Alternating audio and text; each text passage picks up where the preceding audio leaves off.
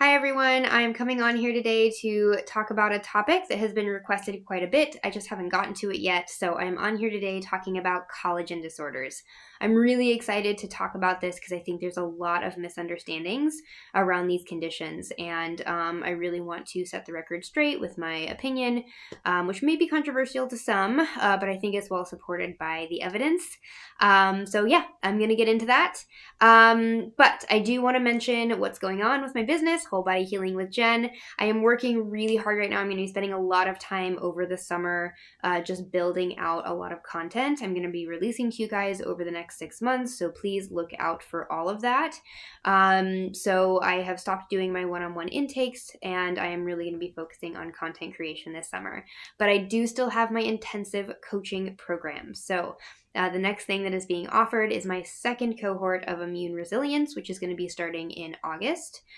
This is an intensive 6 months small group coaching program designed for people who really want to take their healing to the next level. They're looking for total transformation, and they're looking for a guide to take them on that journey step by step. So there's going to be a lot of individualized attention, a lot of education. It's really, really going to get deep into the personal development side of healing for people who really feel like they need all the details, they need all the nuances, they need all that self-actualization work to go along with this. A lot of people feel like they do better with a lot of accountability and a lot of structure and a lot of guidance, and I want to provide that for you. So if that's something you're interested in, and you have issues like mast cell activation, histamine intolerance, just chronic allergies, high chemical sensitivities, things like that, you can apply it on my website or just email me directly and we will talk about it and see if you are a good fit. If you're interested in that, but 2 months seems like a long time, right? Because I know this cohort doesn't start till August, you can get on my Rebuild Your Histamine Response course right away. This is my pre-recorded course that takes you through the basics of my 6 support protocols.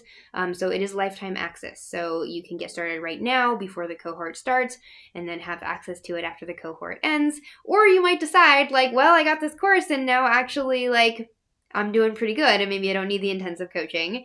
Or maybe the intensive coaching seems like a lot and you'd rather just pick away at it yourself, So the pre-recorded course is perfect for people like that. It has full nutrition guides. It has full detoxification guides for people who are highly sensitive. It has all the movement, all the mindset, all the things, all the things that I have found that people really need to do in order to get to the root of their issues, plus a really beautiful supportive community forum and live monthly webinars with me. So you can get that right away on my website if you click on histamines and mast cells, which is now, I'm kind of shifting around my website, you might notice. So now I have things by topic, so you can click that and get more information there. But now, on to the topic of collagen disorders. So certainly EDS, or Ehlers-Danlos syndrome, is an extreme end of these disorders. So I am talking about that, but I'm also talking about just the whole spectrum of hypermobility, right? So there are people who maybe don't fit into the full diagnostic criteria of EDS, but still have collagen issues. I'm definitely one of those people. I don't fit into the full criteria of EDS, but I have always had hypermobility issues, and what do you know it? Most people with chronic illness do. So there are these patterns, these health and personality patterns with chronic illness. I'm going to talk about that more in a little bit, but that is definitely one of them. So if you have been the type to be kind of bendy in your life and double jointed and just a lot of these signs of collagen issues, this video still applies to you, as well as if you have the full-blown condition. So a lot of people will say this is just a genetic condition. You either have it or you don't, right? But this does not explain why so many more people have this condition today than ever have before, right? So if something was just a purely congenital thing, right, the rates should be pretty consistent across time and across populations, but it's not.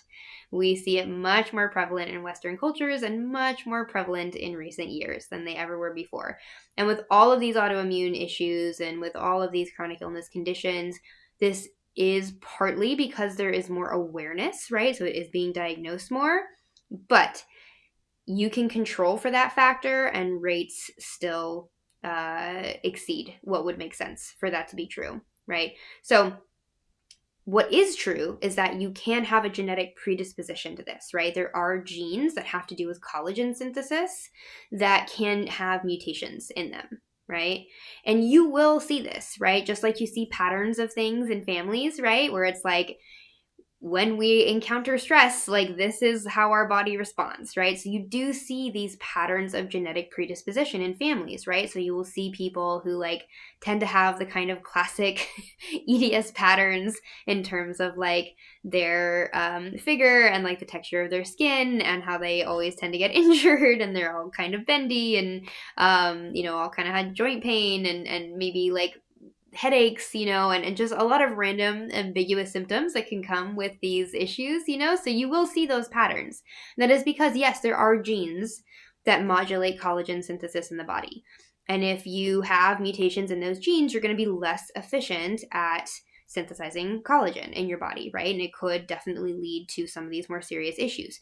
But genetics are not destiny. And I just want to emphasize this over and over and over again to people because I just feel like we had a hypothesis that like genes dictate how our life plays out.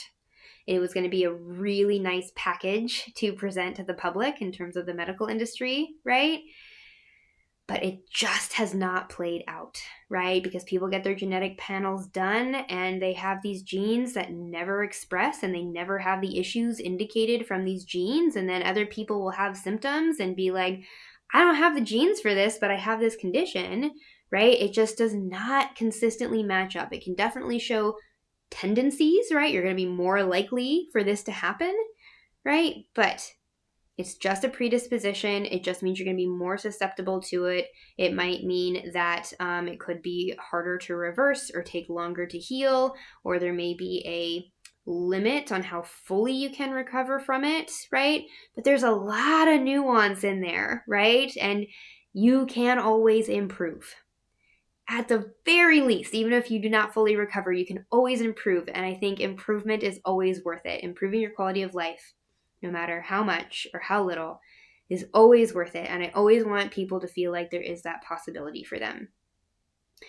So this is important because when you have issues with collagen synthesis, it's not just about getting injured easily or having achy joints, although that is certainly a big part of it. But you have to think about all the other places that there's collagen in your body, right? Like our organs sit in like sacks of collagen, right? Our gut lining is made of collagen, right? There's collagen around our nerves. There is a lot of stability, right, in our joints. It's not just about getting injured easily, right, or being kind of bendy, but it's also about like how aligned and stable our body is, right?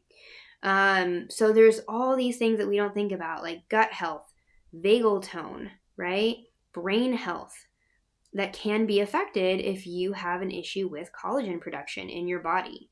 And I think this is super important, especially like the misalignment thing, right? All of that stuff, right? But I was just talking about this in a webinar I gave. I gave a webinar for my Rebuild Your Histamine course earlier today where I was talking about alignment. And it's not just about joint pain, although that is a significant issue, something to scoff at, but it's also about how your nervous system feels safe. When your body is misaligned because your joints aren't being held together firmly enough, right? Your nervous system is not going to feel safe, right? Because you are going to be more susceptible to injury. Even if you're not actively injured in that moment, your nervous system is going to get this sense of like being unstable in your own body. And that can lead to a lot of chronic nervous system dysregulation, a lot of feelings of anxiety even, So that's really key if we're talking about nervous system regulation, mental health. A lot of people think that EDS causes POTS and EDS causes MCAS. I'm getting comments like this on my social media posts all the time, because MCAS is a huge specialty of mine, right? And so I get a lot of people with MCAS, and they are commenting, well, this doesn't apply to me because my MCAS is caused by my EDS. And I think that this just misunderstands the whole concept, because in some ways they're not wrong. All of these issues feed into each other, right? And like I was saying earlier, there is kind of this archetype or avatar, maybe you want to call it, of people who develop complex chronic illness, right?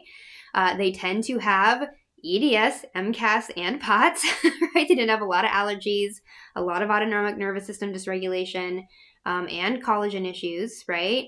They also tend to be neurodivergent, right? They tend to be kind of autistic or ADHD, or just very intellectual or highly sensitive, right? Like kind of these perfectionistic, anxious, autistic, intellectual perfectionists, right? Like you have these personality types, right? And I think a lot of us are spending a lot of energy in our brain, right? A lot of us were talented and gifted kids, right? We're spending a lot of brain energy, but we didn't get the right nutrient support growing up to fully do those brain processes that we were capable of, right? And that it just, it all starts feeding into each other, right? All these factors start feeding into each other. So I think those patterns are important to acknowledge, because they can be really validating to be like, oh yeah, that's totally me, right? And we kind of have this community, we have these patterns. But some people take that as like, oh, well, this means this is just the way I am, right? And some people see this as like, oh my gosh, like I fit into this very common pattern, right? This avatar, right? And I can see how all these things are connected in a way, how my body is telling me I need to be more supported in very particular ways, right? So you can take this information and go two very different directions with it. And I prefer the latter, right? I prefer to see it as like, wow, I have all these gifts, right? I think neurodivergence can be a real gift. You see things in these very specific, unusual ways. People tend to be very smart or very insightful in very specific ways, right?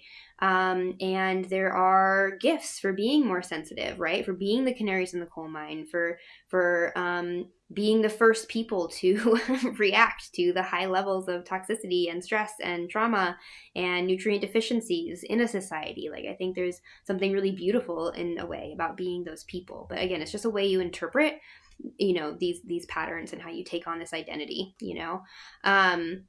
So the reason all these things come together, like I said, is complex, and it kind of is a feedback loop that feeds into each other, right? But I mentioned, hang on, sip of tea. When you are not producing collagen correctly, it is going to create more misalignment in the body, right? Because your joints aren't being held together in proper alignment. This is going to cause more nervous system dysregulation, which makes you more likely to develop something like POTS, right? If your gut lining is not as healthy, right, doesn't have as much integrity because you don't have as much collagen production, you are more likely to get leaky gut, right? And this is going to trigger allergies and MCAS, right? So in some ways, yes, they are related in those ways. If you have the collagen issues, it's going to contribute to more susceptibility to these other things. But in a bigger picture, it's really that they all have the same root cause and they all feed into each other, right? So a huge amount of this is nutrition. Shocking, a nutritional therapist, a nutritional therapy practitioner is going to bring it back to nutrition, right? But we need certain nutrients to properly synthesize collagen. And if we have mutations in our collagen synthesizing genes, we need this even more, right? Nutrition is the buffer, right? Same with MTHFR and a lot of these methylation cycle mutations people are so freaked out about these days. Nutrition is the buffer for those mutations, right? There's a lot of buffers, but that is a primary buffer, right? If you have enough nutrients, and you might need more than the average person, if you far above the RDA, very, very likely, right? But if you can get enough of the right nutrients in, you can buffer those mutations and you can still help your body do that synthesis that it might have been struggling with before, right? So collagen does come from our food, right? We can eat the collagen of other animals and we can get a complete collagen nutrient. And I just want to emphasize, I was talking about this earlier too in my webinar, most collagen supplements are not a full spectrum of types of collagen. right? There are a lot of different types of collagen that happen in our body that are supposed to be consumed in correct ratio with each other. And most supplements on the market that are collagen are not that complete complement. So if you're highly protein deficient, right, you are going to feel better when you start taking collagen supplements. But in the long term, this is actually going to imbalance your collagen levels in your body, right? And it can actually exacerbate collagen issues. So I don't usually recommend that people take collagen supplements unless they are just like really having trouble getting any animal foods in their diet and we just need to give them some support right away. But traditional cuts of meat, right? All of the bone in meat that is used for broths and stews and roasts and all these things, these are collagenous types of meats that have that full complement of collagen. Skin on pork, skin on chicken, same thing, right? So anything with skin, anything with the tendons attaching to the bone, these are the kinds of meats to really prioritize, and the meat stocks, right? So, and eventually bone broth too, but I always usually have people start out with meat stock. So I have tons of information about this on my channel and in my book. So go read that, go watch some more videos. But yes, you can supplement with collagen in your diet, but it has to be real whole food collagen, not a supplement. The other thing is to synthesize collagen, we need a lot of B vitamins. Guess where else you get those? Primarily from animal foods, right? Primarily from animal proteins, at least in the most nutrient-dense forms, right? And at least in the most bioavailable forms, right? So, and again, a lot of people with these kind of genetic predispositions, they're going to need a lot more of these nutrients than the average person will need, or what is listed in the RDA. So, you may be eating a reasonable diet and feel like you should be getting enough nutrients, but you might not be, right? Some people really have to eat highly nutrient dense and focus all their calories on very, very high nutrient sources of B vitamins. I do have also a video on B vitamins and a whole section in my book all about B vitamins and where to get them as well. So definitely check those out. And vitamin C. Vitamin C is also really necessary for collagen production. So you can take ascorbic acid, right? That is the synthetic form of vitamin C. So that is an option if you feel like you react to whole food sources of vitamin C, which frankly, a lot of the whole food sources of vitamin C are pretty high histamine, right? The citrus fruits are a really good source. And sauerkraut is actually a really good source. A lot of some other, so there are some vegetables though, things like broccoli and cabbage and kale, which are good sources of vitamin C, as well as some of the lower histamine fruits like cherries and things like that. But yeah, prioritizing vitamin C in the diet, so that might end up being from a synthetic form, at least for the start, but ideally you want to move towards whole food versions. So, either like lots of lemon juice or lots of sauerkraut, but supplementing those other lower histamine vegetables or fruits in the meantime as much as possible. Okay, now, fascinating. A lot of people don't know about this. The CUSAC protocol. There is actually a supplement protocol out there that helps people improve their collagen synthesis. And this is because it takes nutrients to make this conversion in the body, right? And people have found for a long time, like this is a protocol that is known in functional medicine, and people know when they do this protocol, it helps support collagen synthesis regardless of genetic predisposition, right? Now, this protocol is generally implemented without nutritional support, right? Without a therapeutic diet. And so people have to be on it forever, right? But imagine if you did this supplement protocol, and you can look this up online. It's the CUSAC protocol, CUSACK.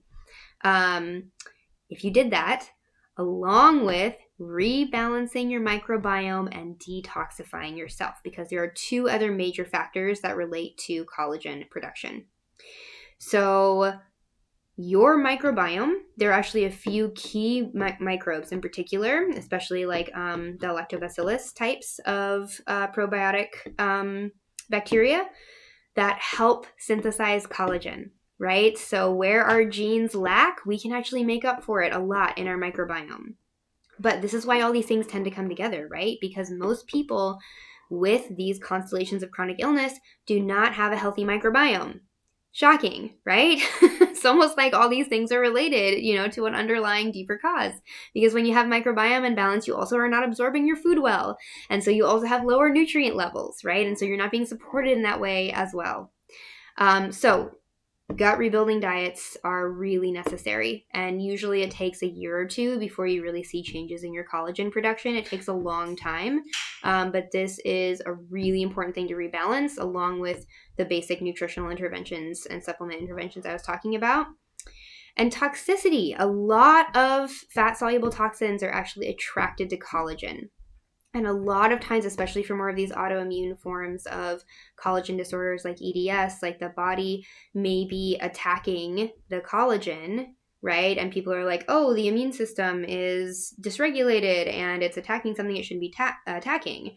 But another way to look at it is maybe your immune system is attacking a huge source of toxins that is being stored in your collagen, and some of your collagen is getting damaged as a side effect, right? So heavy metal toxicity, pesticide toxicity, this stuff has to be addressed, and you can do that over time through gentle, sustainable methods of detox support. So I have YouTube videos on this, and I think it's just really important to remember that, any genetic predisposition you have is going to be compounded by toxic load, by microbiome health, and by nutrient status, and all of this feeds into each other. And this is why we see this avatar, right? We see this avatar of people who have the collagen issues, the MCAS, the POTS, who have neurodivergence, who are highly sensitive, right? It's because these are all symptoms of those same underlying things, right? So this is also why my Rebuild Your Histamine course is designed to address all these things at once, right? So people often write me like, well, I have MCAS, but I also have EDS. Like, will this help me with that too? And it's like, well, of course, because we're dealing with the underlying issues here, right? And so if we are dealing with the nutrient deficiencies, if we're dealing with the microbiome balance, if we're dealing with the toxicity, all of this stuff is going to start changing and going to start reversing, right? And so this is why you don't have to just chase each diagnosis you have. You can just start at the foundations, and my course teaches you how to detox safely, how to really gently ease into rebalancing your microbiome so you don't shock your system, and how to prioritize the foods you are eating to really refeed those key nutrients and even supplement when necessary. So I hope this was helpful in breaking this all down, and I will be on again soon.